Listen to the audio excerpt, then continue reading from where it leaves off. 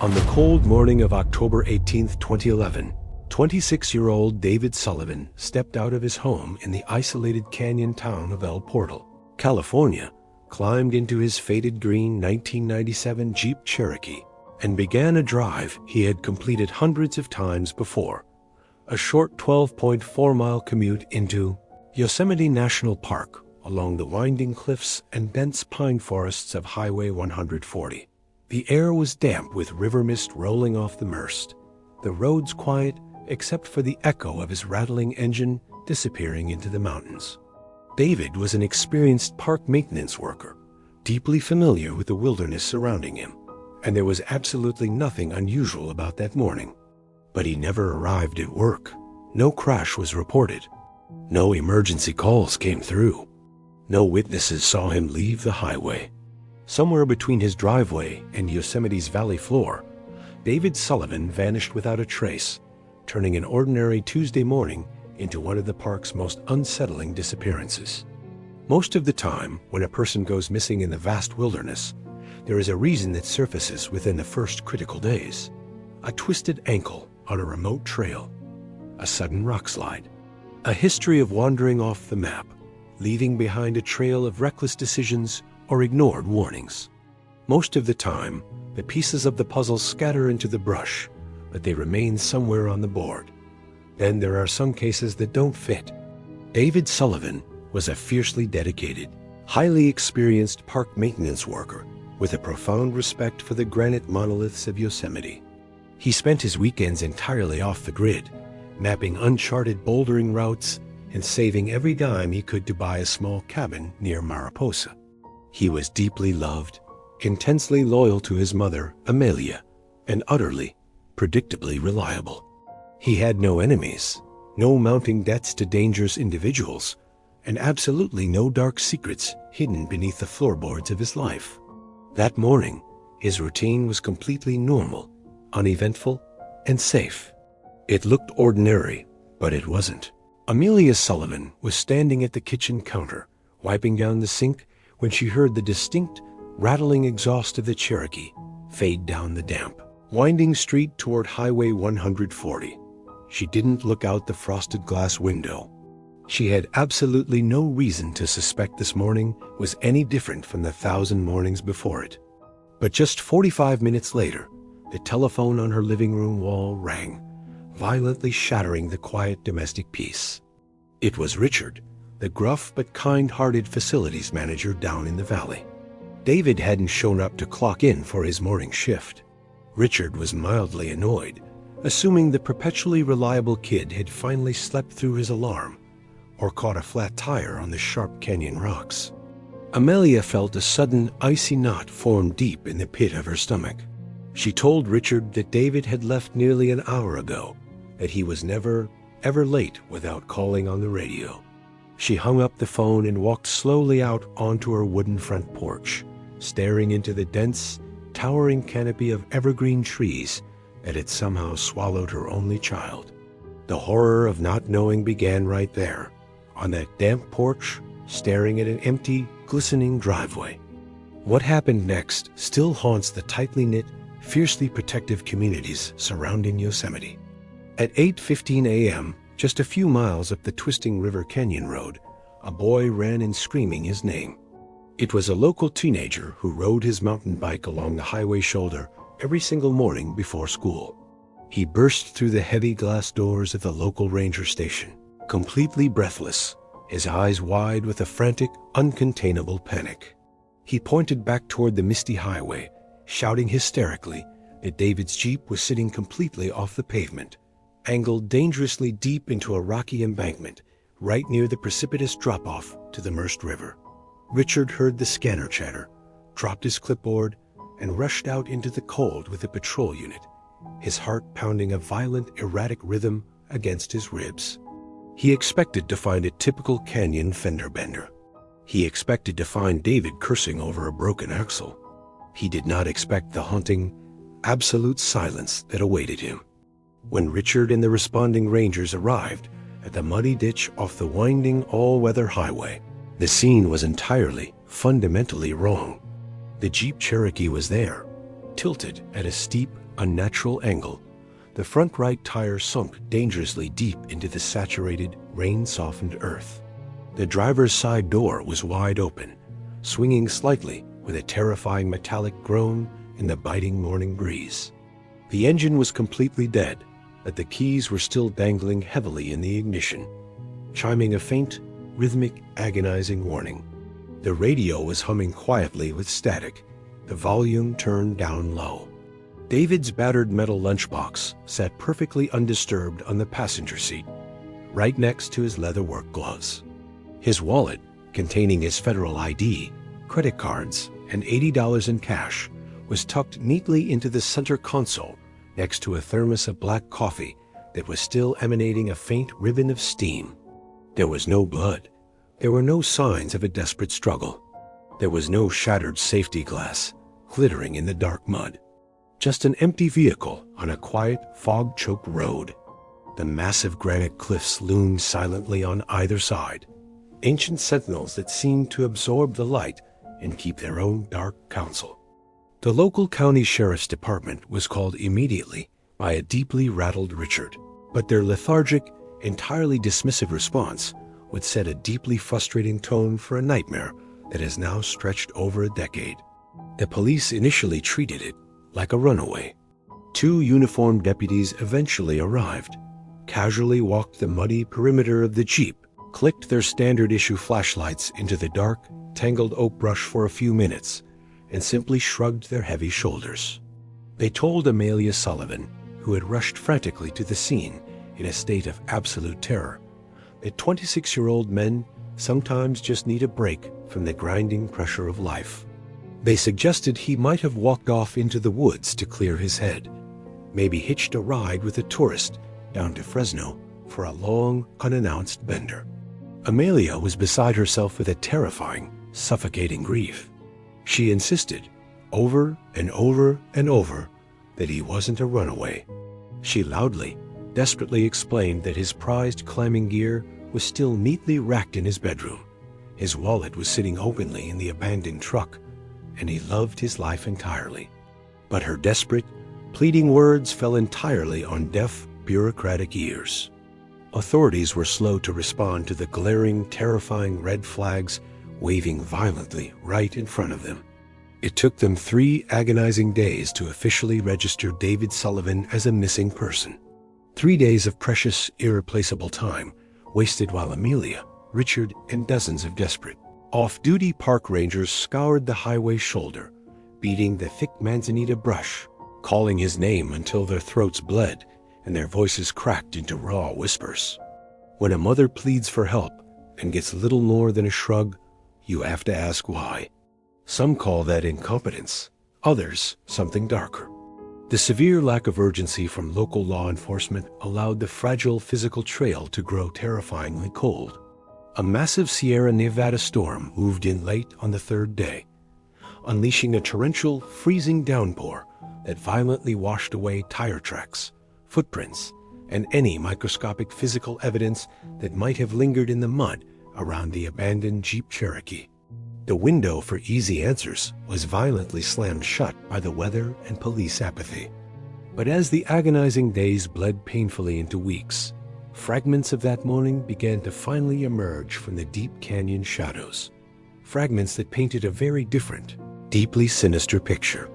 A retired local woman who had been waiting for the regional Yards transit bus near a designated turnout just up the road from where the Jeep was found finally came forward to the press. She sat down with an independent investigator and told a chilling, highly detailed story. She claimed that right around 7:45 a.m., she saw David's green Jeep pulled over onto the gravel shoulder. But he wasn't alone. A man asked for directions. A witness described a tall, heavily built man in a dark, unmarked SUV parked uncomfortably close behind David's truck. She saw David standing outside his open door, gesturing toward the looming valley entrance, looking completely relaxed, helpful, and entirely unaware of any looming danger. The witness looked away for just a brief moment to check her watch and scan the gray horizon for her bus. When she looked back mere seconds later, David was gone. The dark SUV was tearing violently onto the highway. The car pulled away so fast the tires screeched, leaving deep, black, smoking marks on the wet, cold asphalt. Why did witnesses stay silent for so long? The elderly woman tearfully admitted she was absolutely terrified for her own safety. She told the investigators she felt a dark, heavy, intensely violent energy radiating from that black vehicle. And when she read in the local paper that David Sullivan was officially missing, a primal, paralyzing panic set in. She lived completely alone in an isolated cabin and deeply feared violent retaliation from whoever was driving that monstrous SUV. The local police formally dismissed her statement at first, claiming the timeline didn't perfectly align with the high school student's cycling route. But what we know is that someone interacted with David Sullivan moments before he vanished from the face of the earth. What remains unclear is who that massive, faceless man was, and why the local authorities seemed so utterly uninterested in aggressively tracking down a dark SUV with out-of-state plates in a county known for its isolated, highly monitored national park corridors. This terrifying vacuum of official answers brings us directly to the shadowy realm of local theories. When there is a total vacuum of truth, rumors rush in to fill the void like rising floodwater. Allegedly, there had been a severe spike in strange, predatory activity along that specific stretch of Highway 140 in the months leading up to October.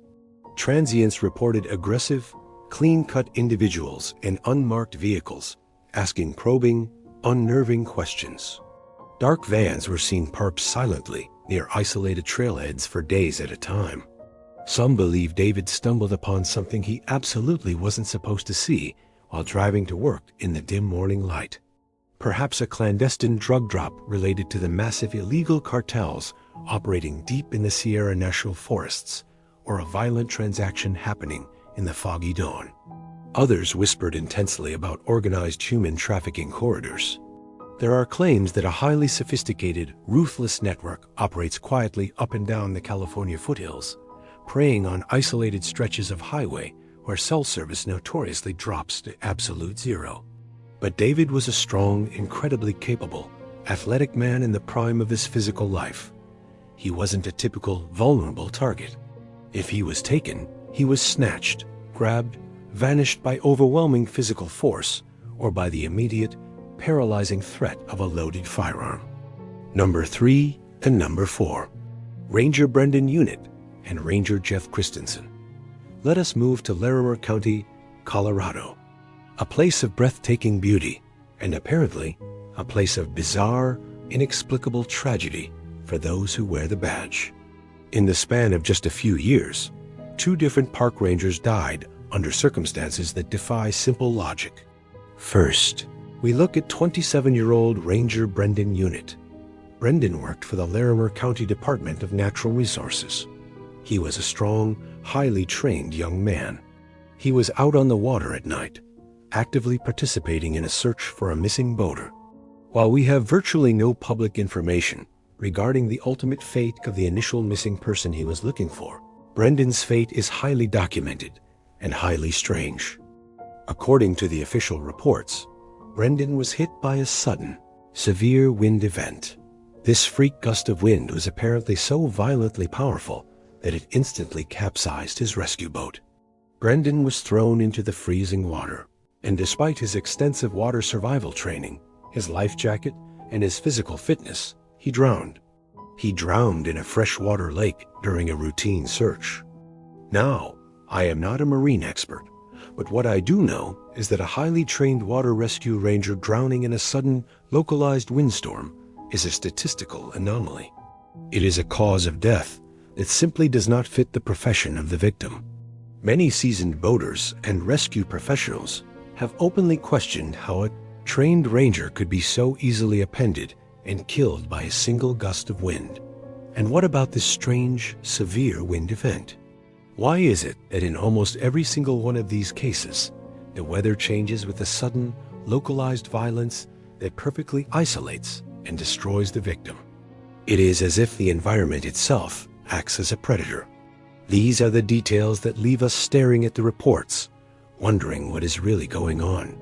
It is the same pattern, over and over and over again, with absolutely no logical explanation provided by the authorities. And it happened before in that exact same county. In July of 2005, in the jurisdiction of Larimer County, a seasonal park ranger named Jeff Christensen met a similarly mysterious end in the Rocky Mountain National Park. Jeff was patrolling the Lake Lawn trailhead, deep in the Mummy Range. It was a routine, everyday backcountry patrol. He was a strong young man with 4 years of solid, on-the-job wilderness experience. Jeff vanished without a trace. A massive, desperate search operation was launched. For a little over a week, helicopters, tracking dogs, and hundreds of volunteers scoured the rugged terrain. They found nothing. Then, on August 6, 2005, a random hiker stumbled across Jeff's body.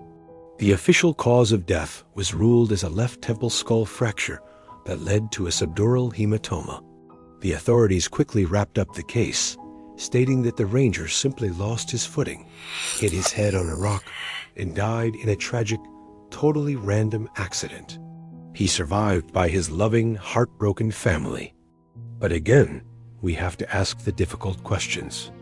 Is it truly possible that a physically fit, hyper-aware professional with 4 years of daily mountain climbing experience just tripped and died from something so incredibly simple? In our national parks and forests, could there be something actively hunting these rangers? When a family pleads for answers about how an expert outdoorsman simply dies in a freak accident and gets little more than a bureaucratic shrug, you have to wonder. Perhaps whatever forces or whatever people are responsible for the missing tourists intentionally target the rangers. If you are a predator, whether human or something else, the first thing you want to eliminate is the protector. You take out the person with the radio, the gun, and the knowledge. You take out the rescue worker. We owe it to Jeff, to Brendan, and to their families to keep asking these questions. We cannot just write off these deaths as simple, random accidents when the pattern suggests something far more sinister might be happening in the shadows of the Mummy Range. Number 5. Ranger Paul Fogate. Here is yet another tragic, deeply disturbing story of a park ranger who vanished into thin air while simply doing his job. It was Sunday, January 13th, 1980. The time was between 2 p.m. and 3 p.m. 41-year-old law enforcement ranger Paul Fogate was stationed at the Chiricahua National Monument in Arizona. The Chiricahua Mountains are a stunning alien landscape, often called a wonderland of rocks. It is a labyrinth of massive stone spires and deep, echoing canyons. Paul was sitting in the visitor center with his sole coworker. He stood up, adjusted his uniform, and said he was going to head out to do a completely routine check of a nearby nature trail. Before he walked out the door, he turned to his coworker and left a very specific instruction. If he did not return by a certain time, she was to lock up the visitor center and go home without him. He walked out into the arid Arizona air. He was never seen or heard from again. To understand the absolute mystery of Paul Fogate, you have to understand the man himself. Paul was not your typical, clean-cut, rule-following federal employee. He was widely known as a rebel. He was heavily anti-establishment. He lived in a tiny, primitive cobblestone cabin right on the monument grounds. He was an incredibly brilliant naturalist, spending his days answering complex questions for tourists and writing detailed trail guides, but he deeply despised authority.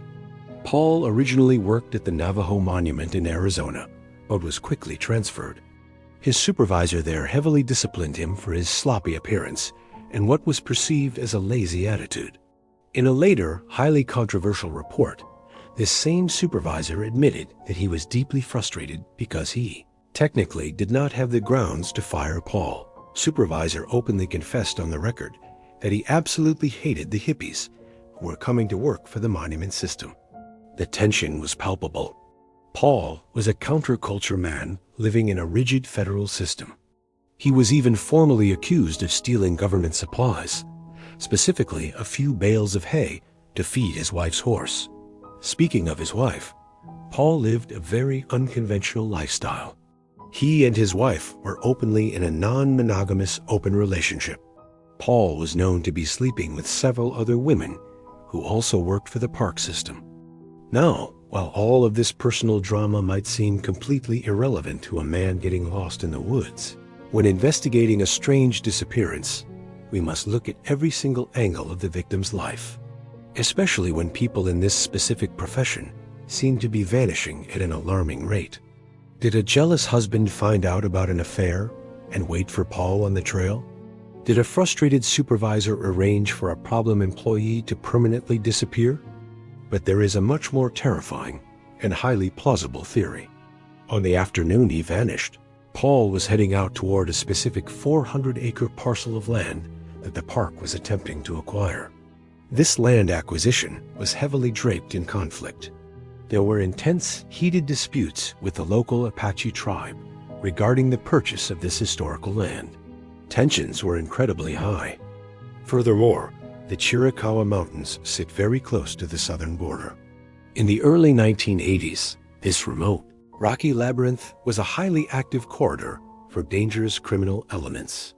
Smugglers, drug cartels, and human traffickers frequently used the dense rocks to hide their movements from federal authorities. According to several investigators, it is highly likely that Paul Fagate, walking alone and unarmed on Nature Trail, stumbled across something he was never supposed to see. A drug drop, a cartel encampment, a trafficking route. If he saw them, they saw him. And in the deep desert, a law enforcement badge does not protect you. It makes you a target. Some claim he was grabbed, overpowered, and forced into a vehicle, taken over the border to be tortured or killed, ensuring he could never report what he saw.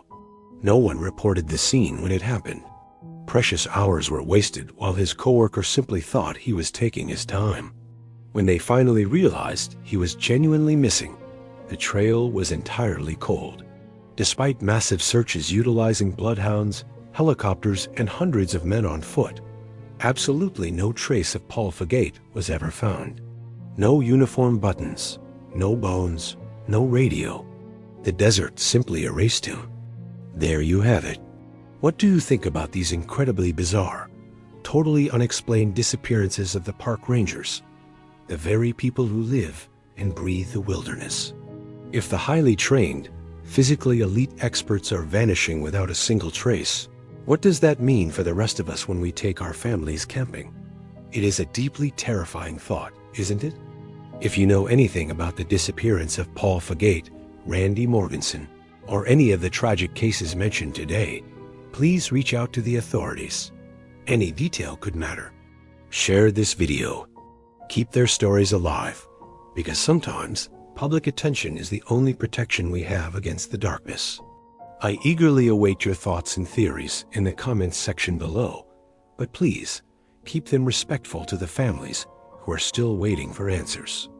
We will continue reporting the facts as we know them, and we will never stop asking the hard questions. Until we meet again, be good to yourselves and look out for each other. Hug your kids tight. I am Steve Stockton, and I will talk to you next time, just a little farther down the trail.